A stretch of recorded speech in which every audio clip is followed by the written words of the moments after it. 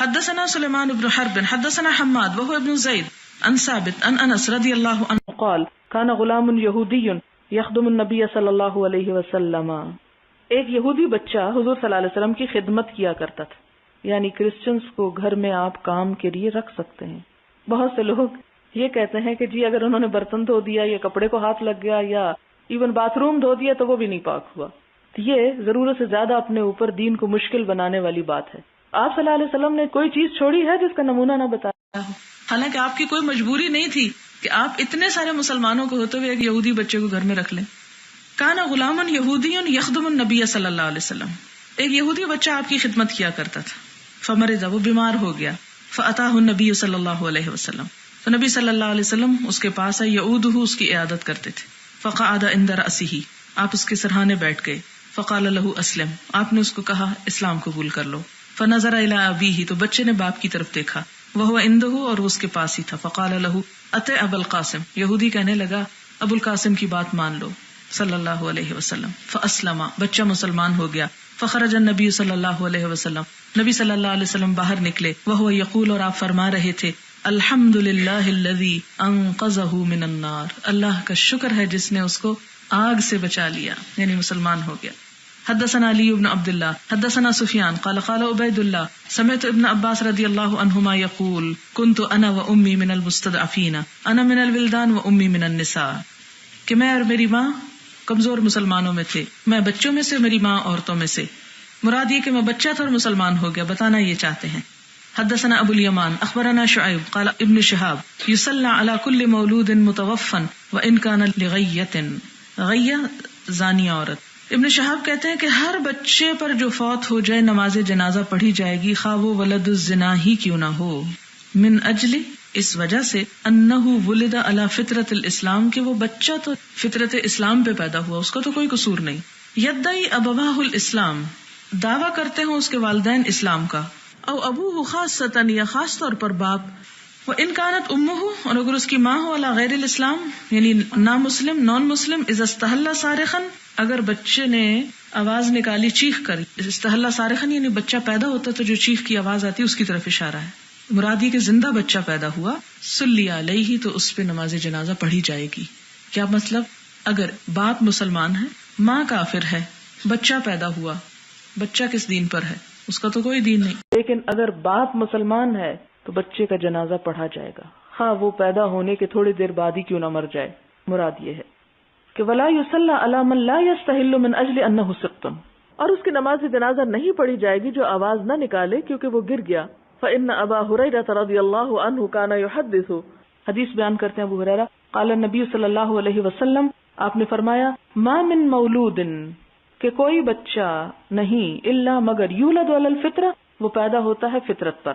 فابواہ یہودانہ او ینصرانہ او یمجسانہ، اس کے ماں باپ اس کو یہودی یا عیسائی یا مجوسی بنا دیتے ہیں، یعنی جو کچھ وہ دیکھتا ہے وہی بن جاتا ہے. کما تنتج البہیمۃ بہیمۃ جمعاء، جس طرح ایک چوپایا جو ہے، بہائم آتا ہے قرآن میں بھی، بہیمۃ الانام بھی آتا ہے، جیسے ایک چوپایا جو ہے وہ ایک سلامت چوپائے کو جنم دیتا ہے. یعنی کبھی تم نے دیکھا کہ کوئی چوپایا پیدا اور اس کے کان ناک کٹے ہوئے ہوں؟ هل تحسون فیہا من جدعاء، کیا اس میں کوئی کن کٹا بھی دیکھا تم نے؟ یہ کن کٹے کی بات یہاں سے کہاں سے آ گئی؟ یہ اس لیے آ گئی کہ عربوں کے ہاں یہ رواج تھا کہ جانوروں کے کان وغیرہ پن کر دیتے تھے، کان کاٹ دیتے تھے. وہ کس لیے؟ اپنے دیوتاؤں کے نام پر، بتوں کے نام پر. بتانا کیا مقصود ہے، یا بتایا کیا گیا کہ ہر بچہ جو پیدا ہوتا ہے مسلمان پیدا ہوتا ہے. جیسے ہر جانور سلامت پیدا ہوتا ہے، بڑے ہو کے ان کے کان کاٹ دیے جاتے ہیں، چھید دیے جاتے ہیں، ان کو اللہ کی بجائے غیر اللہ کے نام پر ذبح کر دیا جاتا ہے. اسی طرح بچہ بھی. هل تحسون فیہا من جدعاء، تم محسوس کرتے ہو کہ ان جانوروں کے بچوں میں سے کوئی کن کٹا بھی پیدا ہوتا ہے؟ ثم یقول ابو ہریرہ رضی اللہ عنہ، پھر حضرت ابو ہریرہ نے یہ آیت پڑھی، فطرت اللہ التی فطر الناس علیہا، یہ اللہ کی فطرت ہے جس پر اللہ نے لوگوں کو پیدا کیا، یعنی دین اسلام پر ہی پیدا کیا.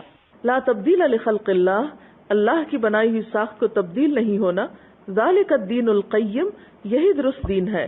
حدثنا عبدان اخبرنا عبد الله اخبرنا يونس عن الزهري اخبرني ابو سلمة ابن عبد الرحمن ان ابا هريرة رضي الله عنه قال قال رسول الله صلى الله عليه وسلم ما من مولود الا يولد على الفطرة فابواه يهودانه او ينصرانه او يمجسانه كما تنتج البهيمة بهيمة جمعاء هل تحسون فيها من جدعاء. ثم يقول أبو هريرة رضي الله عنه فطرة الله التي فطر الناس عليها لا تبديل لخلق الله ذلك الدين القيم. باب اذا قال المشرك عند الموت لا الہ الا اللہ. اگر کوئی مشرک مرتے وقت لا الہ الا اللہ کہہ لے تو. حدثنا اسحاق اخبرنا یعقوب بن ابراہیم قال حدثني ابي عن صالح عن ابن شهاب قال اخبرني سعيد بن المسيب عن ابيه انه اخبره انه لما حضرت ابا طالب الوفاة جاءه رسول اللہ صلی اللہ علیہ وسلم. کہ حضرت ابو طالب کی وفات کا جب وقت آیا تو آپ صلی اللہ علیہ وسلم ان کے پاس آئے. فوجد عنده ابا جہل بن ہشام. تو ابو جہل بن ہشام جو تھا حضرت ابو طالب کے پاس تھا. وہ عبداللہ ابن ابی امیہ ابن المغیرہ یہ دونوں بیٹھے تھے ساتھ. قال رسول اللہ صلی اللہ علیہ وسلم لابی طالب. آپ صلی اللہ علیہ وسلم نے ابو طالب سے کہا یا اے چچا جان قل لا الہ الا اللہ کلمۃ اشہد لک بها عند اللہ. لا الہ الا اللہ پڑھ لیجئے ایسا کلمہ کہ جس کی وجہ سے میں آپ کی گواہی دے سکوں, آپ کے لیے سفارش کر سکوں اللہ کے ہاں. فقال ابو جہل و عبداللہ ابن ابی امیہ. تو یہ دونوں کہنے لگے یا ابا طالب اترغب عن ملت عبد المطلب. کیا تو عبد المطلب کے طریقے سے پھرنا چاہتا ہے, یعنی اس وقت تو مسلمان ہونے لگے ہو. فلم یزل رسول اللہ صلی اللہ علیہ وسلم یعرضها علیہ. تو آپ صلی اللہ علیہ وسلم بھی اس وقت مسلسل کلمہ پیش کرتے رہے اس پر. وَيَعُودَانِ بِتِلْكَ الْمَقَالَةِ. اور وہ دونوں بھی اپنی بات دہراتے رہے. حتیٰ قال ابو طالب یہاں تک کہ ابو طالب نے آخر ما کلمہم آخری بات جو ان سے کہی ہوا علی ملت عبد المطلب, شرک کی حالت تھی. وَأَبَى أَن يَقُولَ لَا إِلَهَ إِلَّا اللَّهُ. لا الہ الا اللہ کہنے سے انکار کر دیا. فقال رسول اللہ صلی اللہ علیہ وسلم. آپ صلی اللہ علیہ وسلم نے فرمایا اما واللہ لأستغفرن لک ما لم انہ عنک. کہ خدا کی قسم میں آپ کے لیے بخشش کی دعا ضرور کروں گا جب تک کہ مجھے منع نہ کر دیا گیا. فانزل اللہ تعالی فیہ الآیت. تو اللہ تعالیٰ نے آیت اتار دی. کون سی آیت؟ سورۃ التوبہ کی آیت نمبر 113. ما کان للنبی والذین آمنوا ان یستغفروا للمشرکین. تو اس سے کیا پتہ چلتا ہے کہ اگر کوئی شخص حالت کفر میں فوت ہو جائے تو پھر اس کے لیے دعا نہیں کی جا سکتی, کیونکہ آپ صلی اللہ علیہ وسلم کو اجازت نہیں دی گئی. باب الجریدۃ القبر. قبر پر کھجور کی ڈالیاں لگانا. واوصى بریدۃ الاسلمی. اور بریدہ الاسلمی نے وصیت کی ان یجعل فی قبرہ جریدتان کہ ان کی قبر پر 2 شاخیں لگا دی جائیں. ورأى ابن عمر رضی اللہ عنہما فسطاطا علی قبر عبد الرحمن. ابن عمر نے عبد الرحمن بن ابی بکر کی قبر پر ایک خیمہ دیکھا. فقال تو کہنے لگے انزعہ یا غلام, اے غلام اس کو ہٹا دو. فانما یذلہ عملہ. کیونکہ آپ پر آپ کا عمل سایہ کرے گا. اس سے کیا پتہ چلتا ہے کہ 2 صحابہ کی 2 مختلف رائے. ایک نے کیا وصیت کی کہ میری قبر پہ 2 ڈالیاں لگا دینا, وہ اس طریقے کو فالو کرتے ہوئے. اور ابن عمر نے کیا کہا جب ایک اور قبر کے اوپر خیمہ لگا ہوا دیکھا, جس طرح آج کل ہمارے ہاں اوپر سے چھت ڈال دیتے ہیں, تو کہا کہ اس کو ہٹا دو. کیوں؟ اس لیے کہ اب اس چھت اور اس خیمے اور ان چیزوں کا کوئی فائدہ نہیں, اصل میں ان کا عمل ہی ان پہ سایہ کرے گا. اب عمل کی بات ہے. وقال خارجۃ بن زید رأیتنی ونحن شبان فی زمن عثمان. میں نے دیکھا حضرت عثمان کے زمانہ تھا کہ وَإِنَّ أَشَدَّنَا وَثْبَةً الَّذِي يَصِبُ قَبْرَ عثمان ابن مظعون. کہ ہم میں سب سے بڑی چھلانگ اس کی ہوتی تھی جو عثمان ابن مظعون کی قبر کو پھلانگ جاتا تھا. حتیٰ یجاوزہ یہاں تک کہ اس کے اوپر سے گزر جائے. وقال عثمان ابن حکیم. اور عثمان بن حکیم نے کہا اخذ بیدی خارجۃ. میرا ہاتھ خارجہ نے پکڑا. فاجلسنی. اور مجھے بٹھا دیا. علی قبر ایک قبر پر. واخبرنی عن امہ یزید بن ثابت. اور مجھے خبر دی ان کے چچا یزید بن ثابت نے. قال انما کرہ ذلک لمن احدث علیہ. یہ بات اس کے لیے ناپسند ہے جو وہاں حدث کرے, یعنی وہاں پر پیشاب وغیرہ کر دے. یعنی قبر کے اوپر پیشاب کرنا منع ہے, ویسے بیٹھنا جو ہے وہ منع نہیں ہے. اس میں یہ نا کہ قبر کے اوپر نہیں چڑھنا چاہیے یا بیٹھنا نہیں چاہیے. تو ان روایات کو لا کے یہ کیا بتا رہے ہیں کہ مثال کے طور پر اگر قبر کو پھلانگنا پڑ جائے تو پھلانگ سکتے ہیں. وہ لڑکے ہوں گے اس زمانے میں جو مقابلے کرتے ہوں گے, اور قبرستان میں عموماً لڑکے وغیرہ گھس جاتے ہیں, تو وہ یعنی مختلف قبروں پر سے پھلانگ کے اپنے وہ بتاتے تھے کہ کون کتنی بڑی چھلانگ ہے کس کی. تو سب سے بڑی چھلانگ اس کی ہوتی جو عثمان بن مظعون کی قبر کو پھلانگ جاتا. یہاں پر بتایا یہ گیا کہ قبر کے اوپر سے گزر جانے کی ممانعت نہیں ہے, لیکن جیسے بعض دوسری جگہوں پر آتا ہے کہ بیٹھنا منع ہے, تو یہ اس کی تعویل یوں کرتے ہیں کہ اگر کوئی کسی غلط کام کے لیے بیٹھے تو منع ہے, ادروائز اگر کوئی ویسے بیٹھ رہا ہے تو اس کی اجازت نہیں, اس کے کنارے پہ ایک طرف بیٹھا جا سکتا ہے. قال نافع کان ابن عمر رضی اللہ عنہما یجلس علی القبور. ابن عمر رضی اللہ تعالیٰ عنہ جو تھے وہ قبر پر بیٹھ جایا کرتے تھے. اور اسی لیے آپ دیکھیں کہ بعض قبروں کے اوپر عمارتیں بن جاتی ہیں, تو یہ بھی اسی میں آ جاتا نا ایک طرح سے. یا قبریں ہٹا دی جاتی ہیں، کسی سڑک کوئی بننے لگتی ہے، کچھ اور پلازے بنتے ہیں، کھدائی ہو رہی تھی، بیچ میں سے قبریں نکل آتی ہیں. اب یہ تو نہیں کہ وہ ادھر ہی رہنے دیا جائے اور جس نے وہ زمین خریدی وہ ہاتھ پہ ہاتھ رکھ کے بیٹھ جائے کہ اس کے نیچے سے قبر نکل آئی ہے. نہیں، وہ قبر میں سے وہ ہڈیاں اٹھا کے کہیں اور دفن کر دے گا اور اس زمین کو استعمال کیا جا سکتا ہے.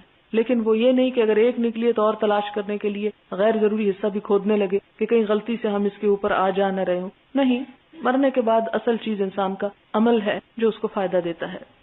حدثنا يحيى قال حدثنا ابو معاوية عن الأعمش عن مجاهد عن طاووس عن ابن عباس رضي الله عنهما عن النبي صلى الله عليه وسلم أنه مر بقبرين يعذبان کہ نبی صلی اللہ علیہ وسلم دو قبروں کے پاس سے گزرے جنہیں عذاب دیا جا رہا تھا. فقال انهما يعذبان وما يعذبان في كبير کہ ان دونوں قبروں کو عذاب دیا جا رہا ہے اور کسی بڑی چیز میں عذاب نہیں ہو رہا. اما احدهما تو ان میں سے ایک فکان لا يستتر من البول کہ وہ پیشاب سے نہیں بچتا تھا. واما الاخر فکان يمشي بالنميمة اور دوسرا جو تھا وہ چغل خوری کرتا تھا. یعنی عذاب قبر کس چیز سے ہوتا ہے؟ پیشاب میں احتیاط نہ کرنے سے اور غیبت کرنے سے، چغل خوری کرنے سے، شکایتیں لگانے. ثم اخذ جریدۃ رطبۃ پھر انہوں نے کیا کیا، ایک سرسبز شاخ کو اٹھایا، فشقها بنصفین دو حصوں میں توڑا. ثم غرز فی کل قبر واحدۃ پھر ہر قبر کے اوپر ایک ایک گاڑ دی. فقالوا یا رسول اللہ لما صنعت هذا صحابہ نے پوچھا کہ اللہ کے رسول صلی اللہ علیہ وسلم آپ نے ایسا کیوں کیا؟ فقال لعله ان يخفف عنهما ما لم ييبسا کہ شاید اللہ تعالیٰ ان کی مشکل کو آسان کر دیں جب تک کہ یہ سوکھ نہ جائیں. باب موعظۃ المحدث عند القبر قبر کے پاس حدیث بیان کرنا، نصیحت کرنا. وقعود اصحابہ حولہ اور اس کے ساتھیوں کا آس پاس بیٹھ جانا. یوم یخرجون من الاجداث جس دن وہ نکلیں گے قبروں سے. اجداث الاجداث القبور، اجداث کا معنی قبر ہے اور اصل میں اس قبر کو کہتے ہیں جس کا نشان بھی مٹ چکا ہو. بعثرت یعنی اسیرت، اکھاڑی جائیں گی. بعثرت حوضی یعنی جیسے کہا جاتا ہے کہ میں نے اپنے حوض کو اوپر نیچے کر دیا. ای جعلت اسفلہ اعلاہ جیسے میں نے اس کے نچلے حصے کو اس کا اوپر کا حصہ کر دیا. الایفاز الاسراع اور ایفاز کا کیا معنی ہے؟ جلدی کرنا. وقرأ الاعمش الى نصب یوفزون اور اعمش نے اس کو یوں پڑھا کہ الى نصب یوفزون یعنی اپنی قبروں کی طرف دوڑ رہے ہوں گے، یعنی استھانوں کی طرف دوڑ رہے ہوں گے. الى شیء منصوب یعنی وہ چیز جو نصب کی گئی ہو. نصب کا معنی منصوب یعنی جس کو کسی جگہ پہ گاڑا گیا ہو، یعنی بتوں کے استھان وغیرہ جو علامتیں گاڑی ہوتی ہے بت گاڑے ہوئے ہوتے تھے. یستبقون الیہ اور یوفزون کا معنی کیا؟ اس کی طرف دوڑ رہے ہوں گے. والنصب واحد اور نصب کیا ہے؟ ایک ہے. والنصب مصدر اور نصب مصدر ہے. یوم الخروج من قبورہم یعنی اس دن جب اپنی قبروں سے نکلیں گے. ینسلون یخرجون، ینسلون ہوتا اوپر سے نیچے دوڑ کے آنا، یعنی یخرجون قبروں سے نکل رہے ہوں گے. مراد یہ ہے. یہ سارے الفاظ امام بخاری کیوں لائے ہیں کہ قبروں کے اکھاڑنے، نکلنے اور اس کے لیے مختلف الفاظ یا اصطلاحات کیا استعمال ہوتی ہیں. یوفزون بھی آیا ہے، ینسلون بھی آیا ہے. حدثنا عثمان قال حدثني جرير عن منصور عن سعد بن عبيدة عن ابي عبد الرحمن عن علي رضي الله عنه قال كنا في جنازة في بقيع الغرقد ہم بقیع غرقد میں ایک جنازے میں تھے.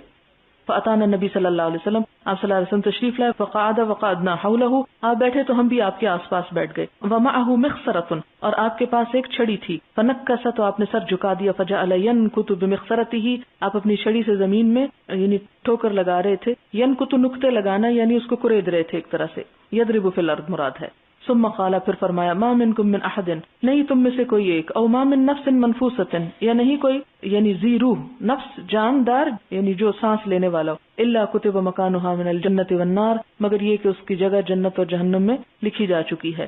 والا قد کتبت شقیۃ او سعیدۃ اور یہ بھی لکھا جا چکا ہے کہ کون بدبخت اور کون خوشبخت. فقال رجل یا رسول اللہ ایک شخص کہنے لگا اے اللہ کے رسول صلی اللہ علیہ وسلم افلا نتکل کیا ہم توکل نہ کر لیں؟ پھر جب ہمارا جنت یا جہنم لکھی جا چکی ہے تو پھر کام کی کیا ضرورت ہے، بیٹھ جاتے ہیں. افلا نتکل علی کتابنا جیسے ہم لوگ کہتے ہیں کیا ہم اپنے لکھے پہ بیٹھ نہ جائیں. وندع العمل اور عمل چھوڑ نہ دیں. فمن کان منا من اہل السعادۃ تو ہم میں سے جو خوش قسمت ہو فسیسیر الی عمل اہل السعادۃ تو وہ خوش قسمتی کے کام کی طرف چل پڑے گا. واما من کان منا من اہل الشقاوۃ اور جو ہم میں سے بدبخت ہوگا فسیسیر الی عمل اہل الشقاوۃ تو وہ بدبخت لوگوں جیسے کام کرنے لگے گا.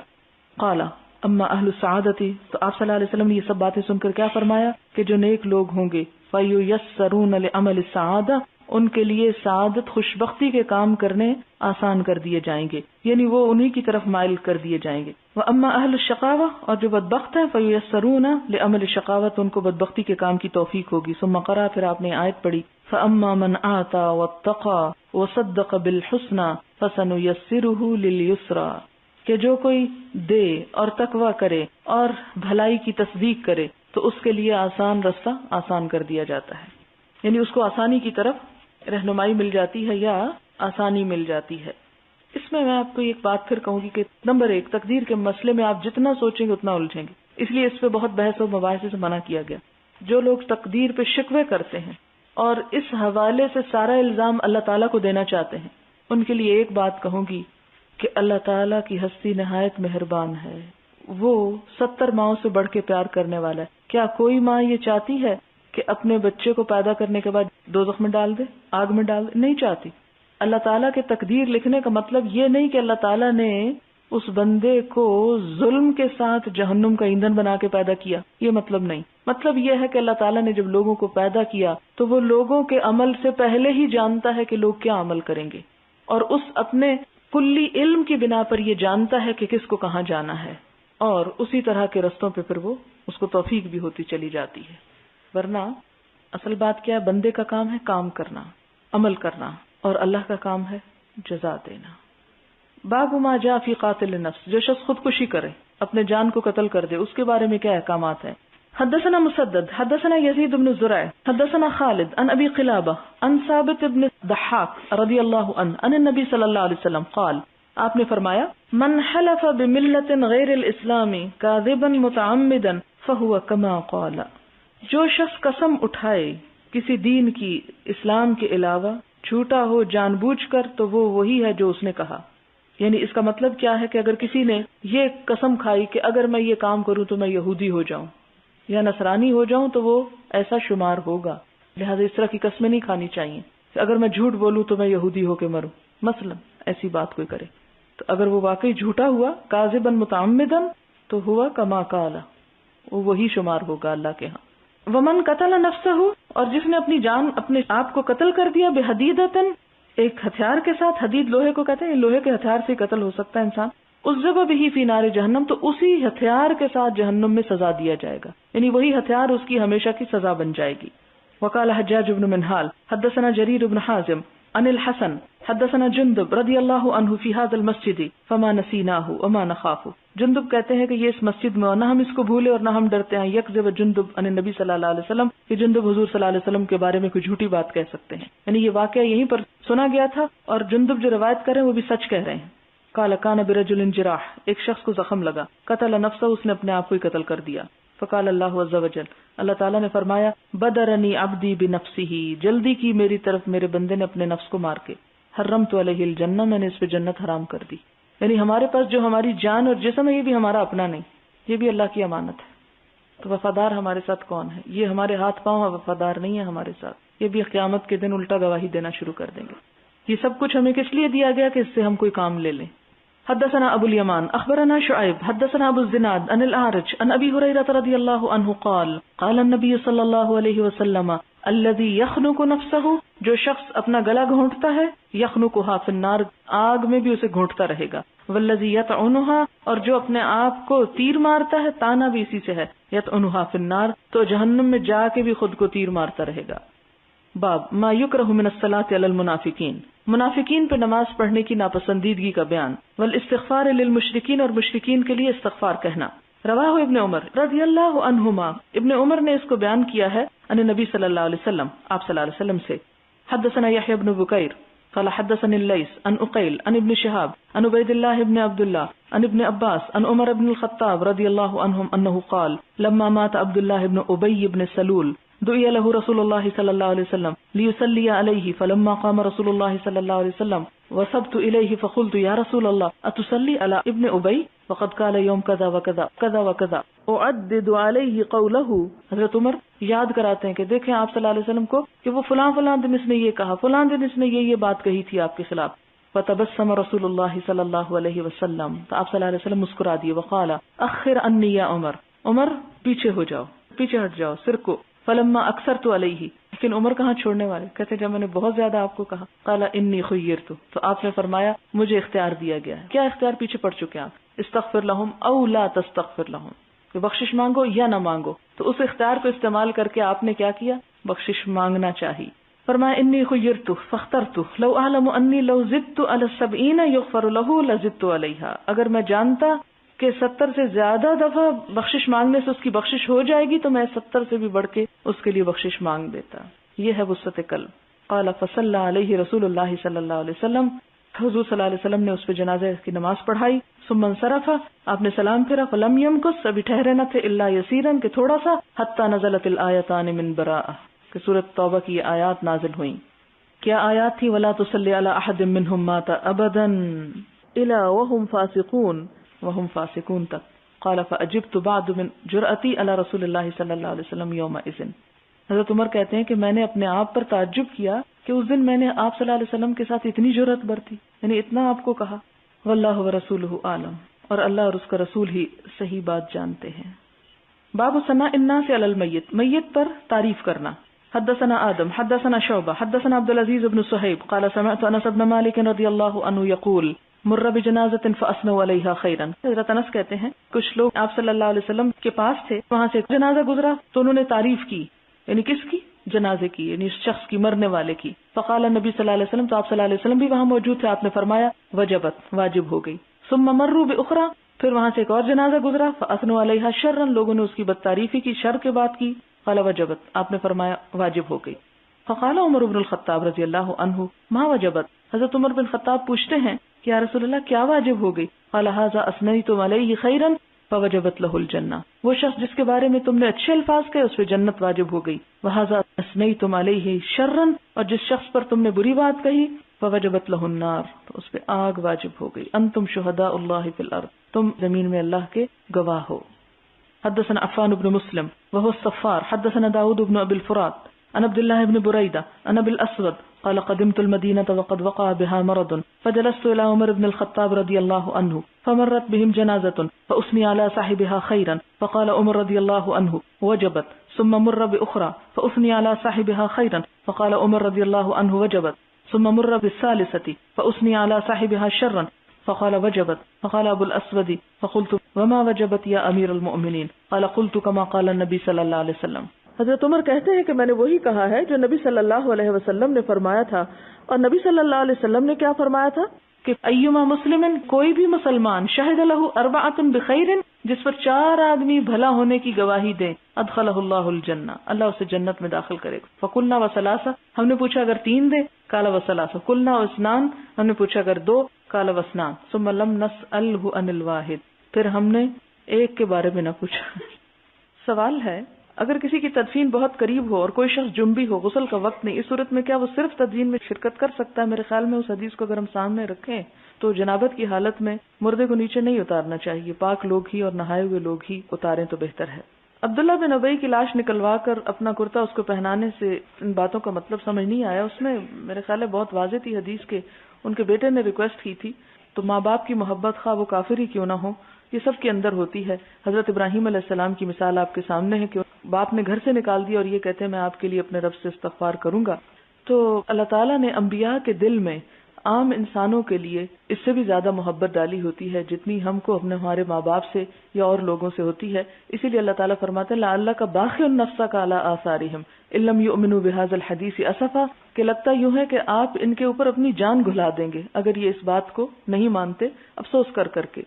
تو آپ صلی اللہ علیہ وسلم چونکہ تمام جہانوں کے لیے رحمت بنا کر بھیجے گئے تھے، اور آپ کے دل میں مخلوق کی جو رحمت تھی، خواہ وہ آپ کے دشمن ہی کیوں نہ تھے، یہودی ہوں یا منافق ہوں یا مشرکین ہوں، آخری دم تک جو ان کے ساتھ ہمدردی، ان کی خیرخواہی کر سکے وہ کرتے رہے، اور یہ بھی اسی کا ایک حصہ ہے.